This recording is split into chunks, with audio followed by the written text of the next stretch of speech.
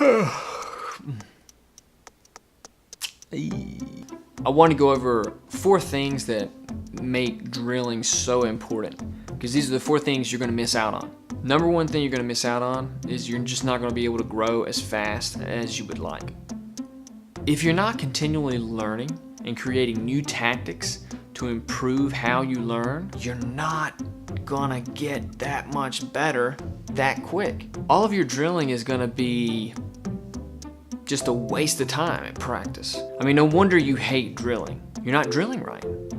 That should be the most important part of practice. Like, it shouldn't be the live goes.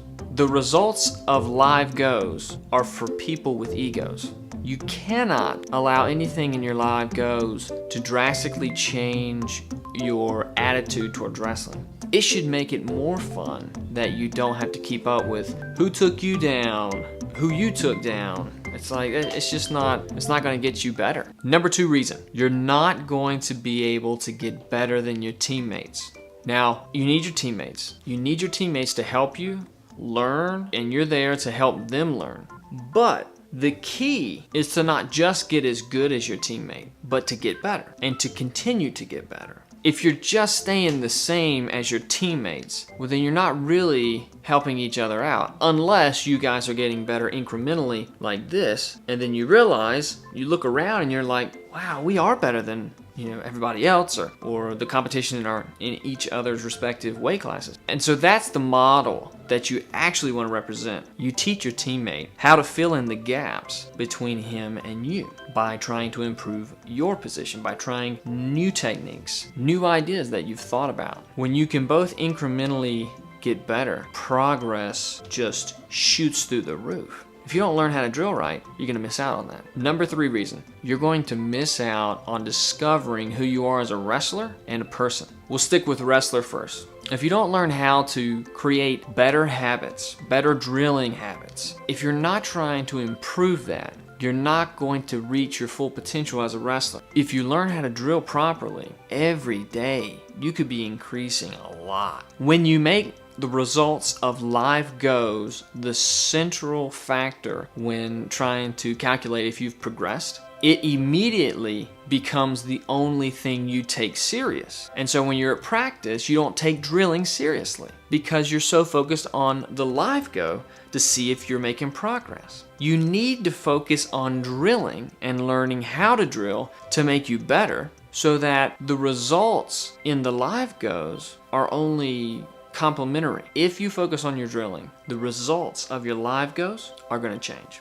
But you have to focus on your drilling. So back to discovering yourself as a person. The reason I say that is because drilling is habitual. Drilling, it becomes a ritual, just like anything you do. Anything you do constantly in a ritualistic fashion is a habit. So we have to make good ones. And if you're doing something every day and barely thinking about it, is that a good habit or a bad habit? Creating good habits is going to make you a better person. It's going to push you towards the things that you value, the things that you're passionate about, and the things that mean the most. So why should drilling be any different? Maybe you just haven't thought about it in terms of it being a very individualized activity. It's an expression of you, even though you're with someone else. You're allowing yourself to be completely open to new possibilities. And when your drill partner begins to disappear and he's just something in your mind, you can reach a point where you're drilling. It's almost like you know what your partner's going to do before he does it. That's what a lot of people call a flow state. And it's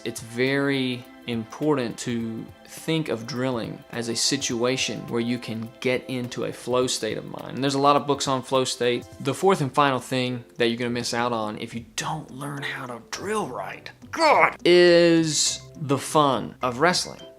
If you're not having fun doing something, how is your mind ever going to open up and progress? It's just not. If you can't find the fun in exercising, pushing your body, and at the end of practice, you know how tired you are, but you made it. If you're not in love with that type of feeling, fall in love with it. It's a good thing. Hard work has never hurt someone long term. You might get injured, you might get mad, but there's something about that experience that never goes away. And you can always draw on that when you need it.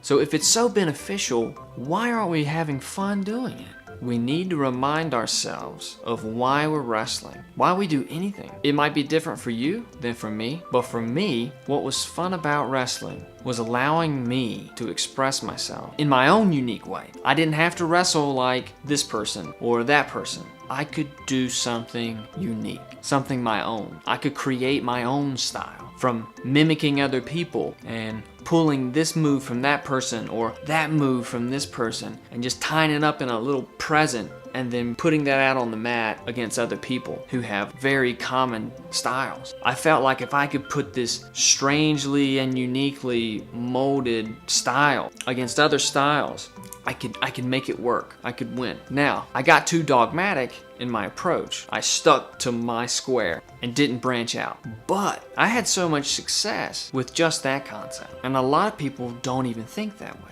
Styles are prisons, but some prisons are Folsom and some prisons are Alcatraz. There's a hierarchy of styles, but you've got to get out of it. Break away from your style and add more. And I think that's the key. People will think, I grew up doing it this way. How do you expect me to change what I'm doing if I've been doing it my whole life? To that, I would say add new things. Just add one. Add one new movement, one new idea to your style and see how that meshes with all your other moves, all your other techniques, all your other approaches to wrestling. Because I'm telling you, you add one new thing that's outside of your wheelhouse, outside of what you're usually capable of, or at least what you think you're capable of. If you introduce one new movement, whether you're successful at it or whether you totally fail at performing it, it's going to bring knowledge that you didn't have that will affect all the other things that you do. For instance, if I never shoot high crotches, I'm always shooting outside singles. If I start shooting high crotches and he just defends and gets behind me, I learn how not to shoot a high crotch. And so from that information, I can devise a plan to grow in my knowledge of shooting high crotches. I shoot it one more time, I get a little bit closer, okay? But I don't get it. So I tell myself, okay, I failed again, but I got a little bit closer. What if, and this is crazy, but just hear me out here. What if I attached my high crotch to my outside single? What if since I can't get the high crotch, I take a half shot and transition right to the outside single? What?